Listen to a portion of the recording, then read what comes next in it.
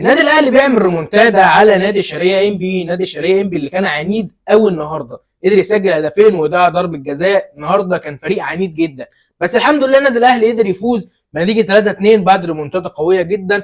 وكان السبب في الريمونتادا ده ايه؟ تبديلات الحسين عموته. تبديلات الحسين عموته النهارده كانت محسوبه جدا، وكانت هي كلمه السر في المباراه النهارده. انا واحد من الناس ما كانش عاجبني النادي الاهلي في الشوط الاول، ولكن الشوط الثاني الاهلي قدر يستعيد كده نفسه وقدر اللعيبه تتجانس مع بعضها شويه، ونشوف اداء حلو جدا الشوط الثاني. فاتمنى بقى اللعيبه تتجانس مع بعض بسرعه ويولفوا كده على بعض، عشان عايزين نشوف موسم استثنائي من النادي الاهلي. وده طبيعي جدا في الشوط الاول، اللعيبه لسه اغلبيتها جديده، اغلبيتها لسه ما خدتش على بعض، فبالتالي ما كانش فيه تجانس قد كده. فده طبيعي اللي انت نشوف شوط اول بالسوق ده. فاتمنى بقى اداء الشوط الثاني اللي احنا شفناه من النادي الاهلي هو ده الاداء اللي احنا نكمل بيه طول الموسم، عشان نشوف الموسم الاستثنائي اللي احنا قلنا هنشوفه من النادي الاهلي. وسلام.